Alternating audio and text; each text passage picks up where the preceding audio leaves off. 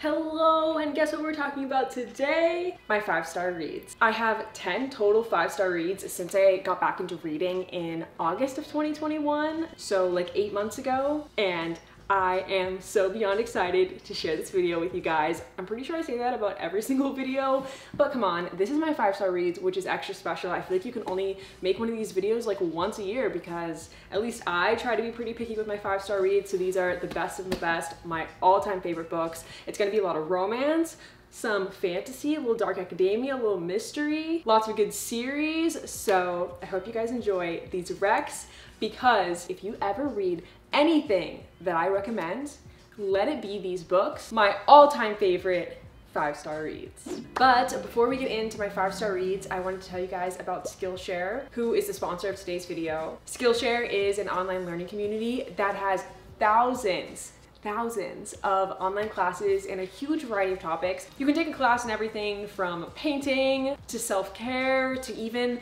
more niche topics like designing book covers. Right now, I'm taking an interior design class called Style Your Space: Tips and Techniques for Interior Design, taught by Emily Henderson. I'm actually in the middle of moving. That's why I'm taking an interior design class. I'm really hoping in my new apartment to keep that fun, creative feel in my decor, but really elevate my space to be a little more mature and adult-like. I just love learning and exploring my creativity, and if you're like that too, then you'll definitely love Skillshare. You can also use Skillshare to level up the skills that you need for your career. If you're a freelancer, an entrepreneur, wanting to start a small business, Skillshare has some great classes on really good skills you can learn. And the first 1,000 people to use the link in my description or my code JustAli will get a 1-month free trial of Skillshare. First up, we've got The Atlas 6 by Olivia Blake, and I was in the biggest reading slump in December, and then I started this book. I think it might have been the first book that I started in the new year in January, and this is the book that got me out of my biggest reading slump to date.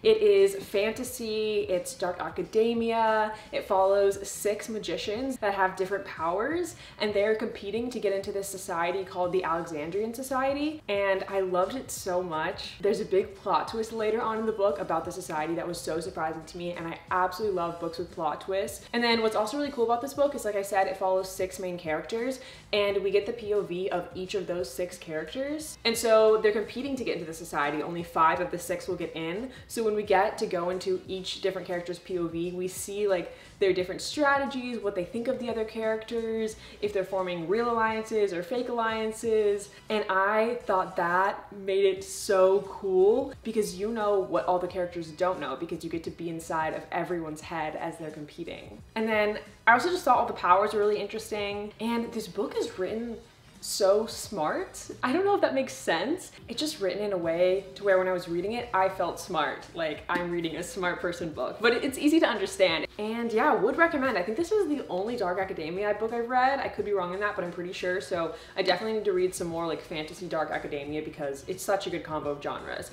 Oh, and it has romance a tiny bit. There's some like implied relationships. So I also thought those kind of little hints of romance were interesting. Let's talk about a series, A Good Girl's Guide to Murder. This is the second book. I only own the second book in the series, but I've read so far the first and second book. I haven't read the third book yet. It's a trilogy, but I already know that it is a 5-star series for me. It's by Holly Jackson, and it is a YA murder mystery. It's about Pip, who's a high school student, and she decides that she's gonna look at this old missing persons case of a girl that disappeared in her town for a school project. And it is so interesting. I love like the teen detective kind of like trope they've got going on. There's also some light romance in it, and then I thought the second book was even better. It's a whole different mystery in this book, and it is so juicy, and like the way that Holly Jackson plants all these little clues throughout, like you forget about them, and then at the end they just all tie together so perfectly. Incredible, chef's kiss. And it has a great plot twist in this book and in the first book. So love me a murder mystery with a good plot twist. I feel like you cannot have a good murder mystery without an incredible plot twist. And then I will be starting the last book in the series, hopefully very soon. Okay, let's talk about some Colleen Hoover books. Ugly Love and Verity are my two 5-star Colleen Hoover reads so far. I haven't read that many Colleen Hoover books, so I'm sure there'll be many more 5-star reads to come from her. But I read Ugly Love in my 24-hour reading vlog, and I fell head over heels in love with this book. It is a romance through and through, and it's about Tate, and she falls for her brother's friend. I don't know if it's his best friend, but it's pretty much brother's best friend trope, and then they start up doing this friends to benefits thing because he doesn't want a relationship. So it's also friends with benefits to lovers. And there's like a big mystery in his past over why he doesn't want to be in a relationship. And so the book goes back and forth between present day and past, and then you find out kind of his secret at the end of the book. And so I was on like the edge of my seat the whole time. Like, what is this guy's secret? Why does he not want to commit to a relationship? Like, who hurt him? And trust me, he was hurt bad. This man, he went through it. Like, you will understand Ugly Love by the time you finish this book. I didn't cry in the book, but I could definitely see a lot of people crying in this book. It's also a pretty spicy book because, like I said, they're friends with benefits at the beginning. So if you're into really spicy books, then you would definitely like this one. Then Verity by Colleen Hoover. This book is crazy. Oh my gosh, like, Colleen Hoover is crazy for writing this book. It is a thriller romance, and it's twisted, it's dark, absolutely bananas at times. There were so many things that happened in this book that I just did not see coming, like plot twist after plot twist after plot twist. But it is about Lowen, who is a writer. She's not very successful, but she is a writer. And then one day she gets a call that this very, very popular writer named Verity, she cannot finish the popular series that she's in the middle of for a certain reason. And so Verity's team is hiring Lowen to finish this series. So Lowen moves into her house so she can go through all her research. And then there's just a lot of really weird and bizarre things in Verity's past and things happening at the moment. I was just second guessing everything that was happening. It'll make you question everything. And the ending is wild. If you're in for something dark, if you're in for a thriller, in for a little bit of a twisted romance, then you will very much like this book. The Song of Achilles by Madeline Miller. This book has my whole heart. Oh my gosh, whenever I pick this book back up again or think about it, I want to cry. It is Greek mythology and it's a romance. And I was really scared that I wouldn't like it just because I wasn't sure I'd be into Greek mythology, but I ended up loving it. And they explain everything you need to know about the different characters in Greek mythology. So you can go into it with absolutely no Greek mythology knowledge. And I actually have a whole reading vlog for this book. So if you haven't read this book and you want to get your copy, you can literally read it along with me because I tell you what page number I'm on as I'm making comments. And yeah, this book is so sad. This is one of the few books that I've cried in.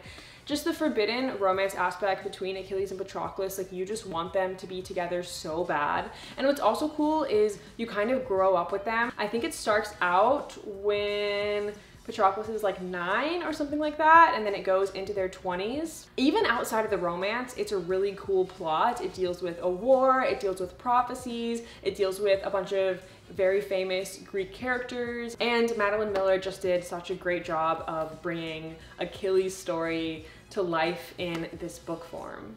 Okay, now we got a little throwback. Beach Read by Emily Henry. This is the first book that I read in August to kind of get back into reading, and it absolutely made me fall in love with reading and with romance. This is literally where my whole book journey started, is due to this book. So I feel like so nostalgic for this book and for that time when I was like just kind of discovering reading again. It is academic rivals to lovers, and it takes place in this little beach town, so it would be a really good summer read. And it follows January, who is an author. She writes romance novels, and then Gus, who is her old college rival, and he writes just fiction. They decide that they're going to switch genres and try and write each other's genres. And it's so, so cute. And I also just absolutely love that they're writers. As a book lover, I think it's so interesting to kind of hear about the creative process of writing a novel because I don't know anything about that. And obviously if you like books, I'm sure you'll love a character that also loves books. And what I also love about this book is that it's not just like a light romance. January also has her own problems going on with her family and with her father who recently died. So the book just has so much depth, and I just cared about January so much. That's my favorite kind of romances, where if you took the romance out, you would still have such rich characters. This book does that very well. Okay, let's talk about some series. First, we've got the Addicted / Calloway Sisters series.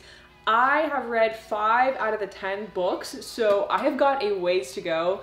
I kind of took a little break from reading the series just because I didn't want to finish it because I don't want it to be over. So if I just never read the last 5 books, the series will never be over. But I do really need to put that silly thinking aside and finish it. What's really cool about it is it follows 3 sisters, Rose, Lily, and Daisy, and they each have their own romances. And they each have their own personality as well. So if for some reason you don't bond with one character, you'll definitely bond with another. Daisy is like super badass. Her romance line is forbidden love and age gap. Rose is the academic of the group, and she's also like very bold and says whatever she thinks. And her romance is academic rivals to lovers. And then we have Lily, which is where the story starts. And she's shy, she's into comic books, and she's just so adorable. And then her romance is childhood friends to lovers, and then also fake dating. And Lily is a sex addict, and Lauren Hale, who is her childhood best friend, is an alcoholic. So it also deals with addiction. And I really just don't know much at all about addiction, especially sex addiction. I feel like isn't talked about very often. So I also just thought it was so interesting to learn about that. And then the 3 sisters and all of their love interests, they're just such a good group. Like, as much as this is a romance, it is also a friendship series. And I don't know another series or book that had better friendships than this one. Okay, the Off-Campus series by L. Kennedy. This is a college sports romance. Each book follows a different hockey player and then their romance plotline. This is the first book in the series. It's called The Deal. This one I think is my favorite one in the series. And it's just such a fun series. I mean, college and sports, that may be my favorite combo. And then each book also has a different trope. There's like friends with benefits to lovers, a second chance romance. And it's just so good. Because they're hockey players, most of them are like bad boy kind of player. It really just kind of feels like a really well written Wattpad story. I just felt like my middle school Wattpad loving self was just being so fulfilled with these books. And then Malibu Rising by Taylor Jenkins Reid. This is the only one of my 5-star books that I actually don't own the book. I got it as a library book. And I also was so surprised that this ended up being a 5-star read for me. I had previously read The 7 Husbands of Evelyn Hugo and Daisy Jones and the Six, and I liked those books by Taylor Jenkins Reid. I believe I gave them 4 stars, but I just didn't super bond with the characters.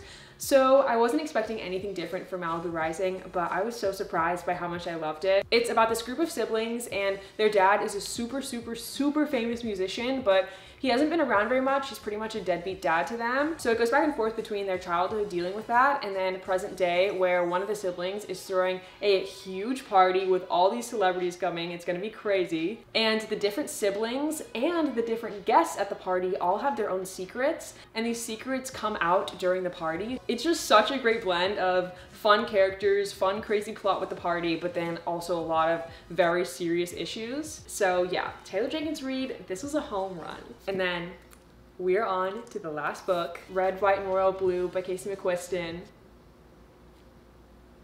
After I read this book, I did not want to read any other book because I felt like I was betraying this book by starting something new. And I was just really in denial that there was no other book to continue these characters' lives because I was obsessed.